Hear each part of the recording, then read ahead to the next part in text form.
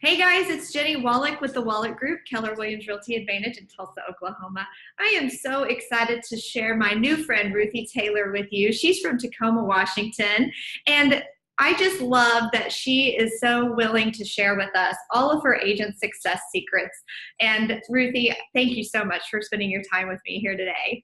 Oh, Jenny, I'm fangirling on you. I'm so excited to be here today. You are awesome. Well, we got to connect in person at Mega Camp, and I'm so proud of you for doing such a great job on stage. Oh, thank you. You did awesome. So let's just dive into the meat of what our conversation's about here today. But first, Okay. I'd love for you to share with everybody a little bit about you, how you got into this business, how much production you guys did last year, and what your goals are for this year. And then Okay. dive into the good stuff. Perfect. Well, I think my story is a little bit different. I had been in sales for 20 years and everything from commission sales, door-to-door sales, corporate sales, and then decided to do the whole stay-at-home mom thing when I got pregnant with my first. And ironically, my husband got into the business sort of accidentally. We moved to Tacoma to actually plant a church, which didn't end up being successful. And so my husband needed to make some money, got into real estate. I was doing the whole stay-at-home mom thing, which was so hard. I was like, I think I need to go back to work. So at that time, it was my husband's third or fourth year in the business, and he was having tremendous success, growing it, expanding, doing the whole team thing. And I jumped on board 3 years ago to kind of fill in all the gaps as we were growing. Essentially, I kind of wore all the hats. I kind of did everything in the beginning. And at this point, I am just finishing up my third year. And in 2017, we did 288 units, about $83 million in volume. And our goal for 2018 is about 340 units, and 115 million is what we're shooting for. Wow, how you doing? Yeah, we're a little bit behind. I think we've closed about 210 units so far, but we'd like to finish strong. So. Well, good. Well, so now we know where you've been and what you've been doing all this time. So how have you done it? That is a great question. I started just like I think everybody else doing the whole lead gen thing. I started just like any other agent would, but I think what has sort of catapulted my personal success in generating business was this thing that I did prior to real estate. When my husband and I moved to Tacoma, we didn't know anybody. And we met a little later in life. And so when I got pregnant, I was a little bit older than most people who had kids my age. And I was just having a really hard time finding friends. And we were in this new city, which I moved from San Diego. So it was raining and cold and dark at 3 p.m. And I had a crying infant and was really struggling with loneliness. My husband, was new in real estate, and he was working 1 million hours a week. And so I got on social media, and I was just like, I know that I cannot be the only person feeling this way. And 3 years ago, this group, which is called the Village 253, and 253 is the area code here in Tacoma, was born on Instagram and now Facebook. And now we have about 2,500 local women in this group. And the intention of this group, the tagline is turning online turning online connections and moving them to offline friendships. Because nobody needs more Instagram and Facebook friends, right? Like, we all desire connection, real life relationship. We're such a tech world, but we need to look people in the eye. We need physical touch. We need to cry with people and celebrate with people. And this was a group that formed out of my own vulnerability of loneliness and connecting with other women who felt the same. And so I host tons of events like mom speed dating events and clothing swaps. And this is essentially how I turned and created like unmets and turned them into mets. Is I didn't know anybody when we moved here, and all of a sudden I had this Insta database of women that I've developed relationship with online, so to speak, and then the ones that I've developed real life relationships that I've met via events that I've hosted. And now this didn't happen overnight, but my third year in the business, I get over 90% of my business from this group, and I never solicit. I don't talk about real estate in this group. And I think the key to this, Jennie, is prior to us being realtors, currently we all have passions, we all have hobbies, we all have interests. Real estate doesn't define us. And so I think the easiest thing to do is leverage those passions, interests, hobbies, and turn that into an easy database. We don't have to join BNI groups if that doesn't feel comfortable. We don't have to join networking groups.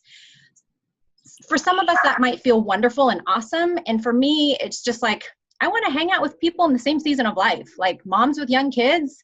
That's who I can connect with. And there's just easy built-in trust in that relationship. And so I think it's just really easy now for people who maybe don't even know me personally, but see me leading this group and have heard my voice for 3 years, and just there's sort of this insta trust. And so I've just been able to get a lot of business without actively pursuing it. Okay, so let's go from E to P on this. Now, okay. You have been doing this for many years. You're seeing the success of it. And we even talked briefly beforehand. You mentioned you don't want to risk or jeopardize what you've created with the connections that you've made. You don't want to now go spew your real estate stuff all over them. So if you were starting over and going to be a little more purposeful inside of it, and you were giving advice to other women across the country or other men who think this is a great idea that could work for them in their communities, because they're relationship-based people and businesses, what would you recommend? Honestly, I would recommend being the best you at whatever you're passionate about, and not even bringing up what you do, because ultimately what you do is going to come up. If you love crocheting or knitting or fly fishing or drag racing, I don't know anything about it, but like anything that you're passionate about, you're going to connect super easily with other people who share those same passions. And inevitably, they're going to ask you what you do. It doesn't have to be the forefront of the conversation. And people are going to do business with you because they like you and trust you, not because you have a hat saying that you sell real estate and your shirt and your pin. You don't have to be a walking billboard. You just have to be a likable person. I feel like we overcomplicate things. People do business with you because they like you and they trust you. I'd rather be known as the community connector who happens to sell real estate versus a real estate agent who is also doing all these other things. Okay, well, I'm just going to throw this at you and think that, I'm a newer agent in the business. I'm learning all of how to run a business and P&Ls and contract details. And the last thing I have time for is to slow down and connect with all these people. What would you say to that? I would say your life is going to certainly turn into a snowball of busyness. This is why agents get so burnt out, is because they are so focused on their business and they're working 100 hours a week, which, there's some people admire that drive and tenacity, but you do it at the expense of your family. You do it at the expense of your sanity. And so if you have passions and hobbies and interests, I think you need to continue those. The things that you did before real estate, you should still be doing if you love them, because that is where you find your joy. And when people see you in that your space, your sweet spot where you're loving what you do, you are at your best. Who's not going to want to work with you when you are just amazing to be around because you're doing what you really enjoy? And so that would be my advice to new agents, is don't give up your life to do this business. There's no such thing, in my opinion, as balance, but you're quickly going to burn out in this business if you are not authentically yourself and still pursuing the things that bring you joy. Okay, so I am an agent that's been in the business for a while. I've gone through a lot of the burnout. I'm grumpy and I'm on the edge of I can't even handle this anymore. Buyers and sellers take advantage of me. And I don't even know what my passion is anymore. What would you recommend to me? Take a break, read a book. I think a lot of people are in that situation where they, especially if you came from the stay-at-home mom thing, where you had a career and then you stayed at home and you're like, gosh, I don't even know what I'm excited about anymore. I think online is a great way to start. Look at the Facebook groups that you're part of. Are you part of the PTA? Are you part of like a shopping group? What are the things that you're kind of drawn to? And then I would say, okay, that's a good start. What are the books that you're reading? What are the articles that you read on Facebook? I mean, that's probably going to show you a little bit of what you're drawn to. And I think I think it's so easy. Like, this is an online group that I moved offline, but the core of the group is still online. You can create your own group or join a group that's already established, but become an authority. The way that you, I think, build this trust is if you're in leadership. I watched one of your other videos, that gal from, I think her name was Carrie or Christine from Idaho. Christina Ward. Yeah, she was talking about when she became the president of her, I think it was her BNI group, she got so much business. And there is just this instant, I think, trust when you, with people in leadership who are, good people. And so find something that you're passionate about, throw it out online, see who joins that group, and create an event where you get to meet them and have maybe you're passionate about food and wine. I mean, who isn't? I love the little videos that you show. Just do it with people. Like, invite people along, because who isn't going to love taste testing the new business that just opened and eating food together? I mean, it can be so simple, and you can just grow it so easily, just finding people who have the same passion, who have the same interest. It doesn't have to be like this deep set, like, oh my gosh, I would leave everything for this. It could just be some likes, who doesn't like good food and good wine? Right. Start a Facebook group. Well, let's talk about, you mentioned your original group was online to offline. Yeah. And so what did that look like, or how would you do it now to get that switch maybe a little sooner? So easy. This is so easy, Jenny. And it was so simple. For me, at the season of life that I was in, I had a newborn and I had a 2-year-old. All I wanted to do was go on play dates. I just needed to get out of the house. So it was simply me saying, hey, tomorrow at 10 a.m., I'm going to be at this park. If you're around, come meet up with me. So it doesn't have to be a formalized meeting. It could just be, I'm going to be here. Come join me if you're around too. And then I started creating more detailed events. Like we do clothing swaps 3 times a year that bring 60 to 80 women at a time. And this is the simple way to meet face-to-face with people. I've created mom speed dating events where women get to meet, or moms get to meet other moms. And then little like subgroups have formed, like book clubs, just a family nights at the beach. Some of the new, why can't I think of it? Not bars, but breweries that have opened up. Those are real popular. There's a lot of family-friendly ones that you can just casually meet up. It does not have to be complicated. Everything that I do for the most part is free, so anyone can show up. It's really easy. Well, what about now you've met these people in person and they're becoming friends? Are they automatically entered into your Met database? And do you start marketing them as a real estate person? I do not. And let me rephrase that. Yes and no. So it depends on the relationship that I've established with them. A lot of them, I'll meet them at an event and I won't see them again for, say, another year.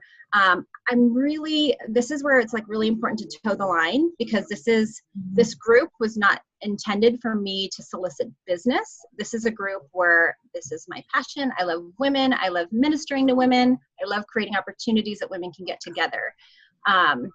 This is not,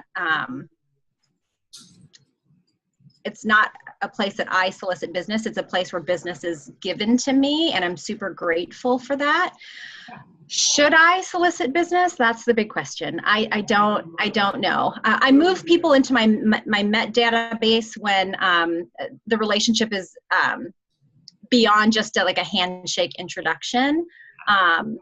So that's something that I haven't fully formalized that I really need to, because I think I could probably get a ton more business from this group.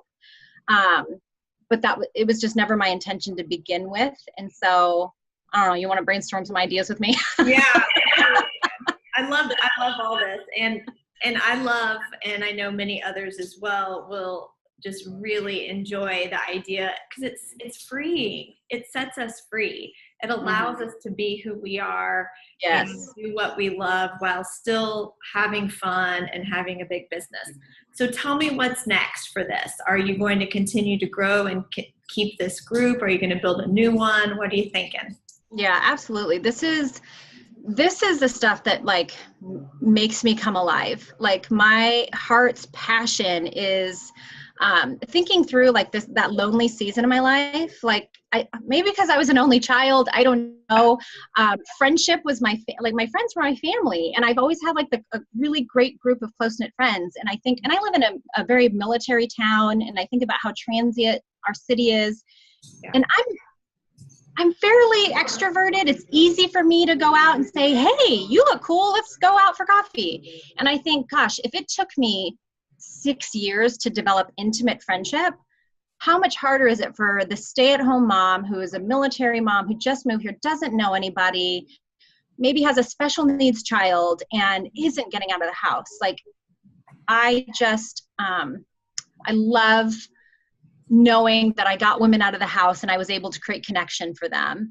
And so, yes, absolutely. I want to grow it till it keeps growing. I want to officially create like official events that women can gather at with speakers. And it's just something that I love. And I think the women in the community that are part of this group, they see that in me too. Like I don't do anything for profit. It's just something that I'm passionate about. Well, how do they find out about your group? How do they even know that it exists? Exactly. You know what? It's a private group. It's private on Facebook. It's private in Instagram. And we probably have 30 requests a week, 30 to 50 a week saying, can I join your group? And I always ask, yeah, how did you hear about us? And 9 times out of 10, it was, oh, my hairdresser, or I ran into a mom at the park and she recommended. I mean, there's a million online moms group. And I think what I have created with mine, and the reason why I think it's so special and so drama-free, and I didn't want to put it on Facebook because who needs more drama, right? And I really was prayerful about what sort of things were going to be posted. It's not like, hey, here's a picture of my latte at Starbucks. I mean, there's none of that. It's none of like the venting of, if you and your husband got into a fight. All the posts are intentional. Like, hey, again, the purpose of our group is to take online connections and move them online. So if you are going to be at a park, if your kids are starting at a certain elementary school, every post is intentional for connection. It's not just random mom posts. And that's why I think the group has been so successful, is there's just parameters around it. Pretty much there's no drama. And, I created a subgroup for all the mom questions that people have, like, what's your favorite pediatrician, or where do you take your kids to dance? Like, I moved that to a subgroup because that was sort of clogging up our feed, and women were missing opportunities to actually meet up and connect because those posts were being pushed down. So you've created this whole culture by leading by example. So you're not putting negativity out there. You're offering the guidelines for how you guys can best connect. And honestly, I'm so turned off to this. When I start feeling like I'm being sold, I tune out. So you obviously have made it very clear that that's not what this is about, and no one goes that route. Yeah, I think, Jennie, just like I love how your journey with Jennie, like you're always posting things of value. Like I've learned so much from you. I've literally copied and pasted things that you've done, and I love that you just share that so freely. And I started to implement like posting encouraging motivational things that it's our minds, especially for moms. If we're staying at home, it's like your kids are screaming, you have mom guilt, or if you're working, you're never feeling good about yourself. And I want people, when they come to this group, to make connection and feel encouraged. And so it's always adding things of value. And again, being your true self in it, not like, oh, what can I get from this? I think that's honestly what's made it stand out to so many people. Well, this is a huge piece of your business. What are the other lead sources that you have? So for me personally, or for our team? Yeah, just for you personally or your team, whichever you care to share. Yeah, so well, both. So I mean, I did a lot of lead gen in the beginning, and now because of my roles, I'm kind of passing a lot of those leads out, just from aggregate sites to our team. Referrals, as I talked about on stage, the 36 touch and our events are my main focus. And honestly, I kind of pulled that from this group. Like I saw how popular our events were with the Village 253 and how much people get out of that. And I'm like really applying what I learned there, not even being intentional, to our business, and simplifying things, because we were overcomplicating everything, spending way too much money on everything. Yeah. And so really trying more from referral sphere and events. Well, how about we throw in agent referrals? So if somebody would like to, yes, someone would like to send you one, what's the best way they can do that? Oh my gosh!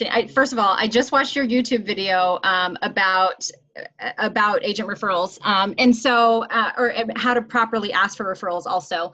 Yeah. And this is something that I'm working on. So I would love your Washington State referrals from Seattle to Tacoma to Olympia. Our expansion group is out in Wenatchee now. You can reach me. Our team is Mosaic Home Group, which is mosaichomegroup.com. You can reach my cell phone at 206-718-3933, or my personal email, Ruthy Taylor, Ruthy with a Y, R-U-T-H-Y, Taylor@kw.com. And if you're a Keller Williams agent, they can also connect with you. Absolutely. Find me on Kelly. Well, I appreciate you so much. It's been so fun getting to know you better, and I look forward to seeing you very soon. Yes. Thanks for sharing all your good nuggets here. And if you guys need anything from me, my number is 918-706-9845. Have a good one. Bye. Bye, Jenny. Thanks, guys. Yeah.